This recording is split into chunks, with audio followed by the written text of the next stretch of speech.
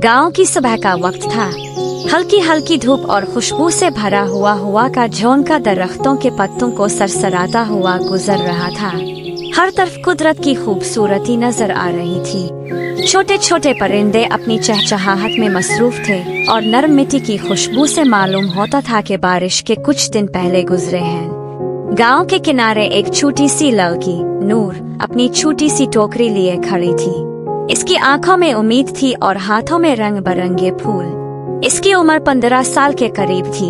नूर के घर में हालात कुछ खास खुशगवार नहीं थे। इसके वालिदैन का इंतकाल हो चुका था और वो अपनी नानी के साथ रहती थी जो बीमार थी। नूर ने ये जिम्मेदारी ले रखी थी कि वो अपने फूल बीच कर नानी का इलाज करवा सके।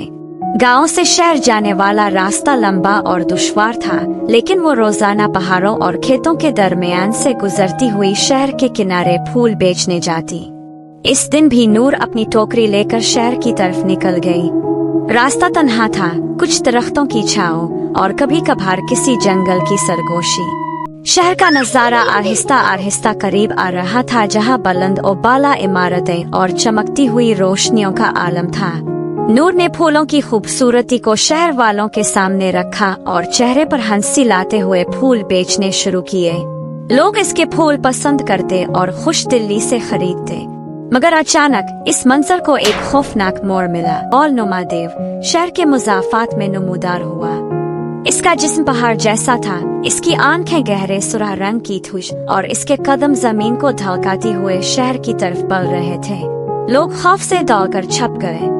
वो गेंद, जिसे लोग बादशाह समझते थे, नूर के फूलों की तरफ बढ़ा। इसकी नजर हर फूल पर पड़ी और इसने एक एक फूल उठाकर इसकी खूबसूरती को तोड़ दिया, फूल को रगड़ कर बेकार कर दिया। नूर ने फौरन कहा, जनाब बरा करम ऐसा ना करे, ये फूल मेरे रोजगार का जरिया है। अगर आप उन्हें खराब कर दोगे तो मैं कुछ नहीं बेच पाऊंगी। गेंद ने धीमी आवाज में कहा, मेरा काम खत्म नहीं हुआ, तुम मेरे काम में दखल अंदाजी मत करो। नूर ने दिल में खौफ के बावजूद जुर्रत दिखाई।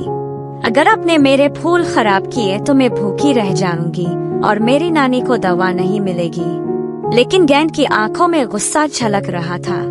इसने नूर को पकड़ लिया और इसे एक जादुई दुनिया में ले गया जहां सब लोग इसकी बात मानते थे।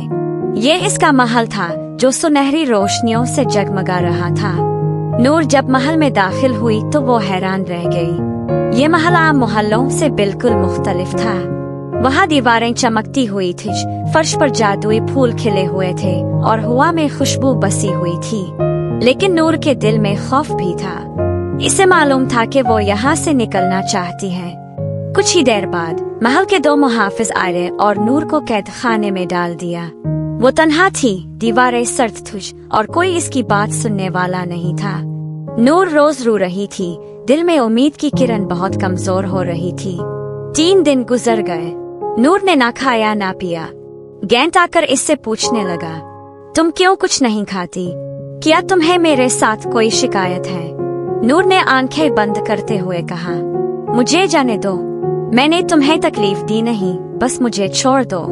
गेंद ने एक शर्त रखी, तुम तभी जा सकती हो जब तुम मेरे लिए ऐसा फूल ले आओ जो रोशनी दे। नूर को फौरन याद आया कि इसकी नानी के पास एक बहुत खास और जादुई फूल था जो रोशनी देता था। वो वहीं गई, वो जादुई फूल लेकर वापस आ गई। गेंद ने जब वो फूल महल के वस्त में रखा तो अचानक रोशनी ने पूरे महल को जगमगा दिया। रोशनी के असर से गेंद की शक्ल बदल गई। वो एक खूबसूरत और मुहज्जब नौजवान में तब्दील हो गया। इसका गुस्सा खत्म हो गया और इसके चेहरे पर मुस्कुराहट आ गई। बादशाह ने ऐलान किया, ये लड़की मेरे दिल की रोशनी है, वो मेरे महल की मलिका होगी। नूर खुश हुई और महल में एक नया जिंदगी शुरू हुई।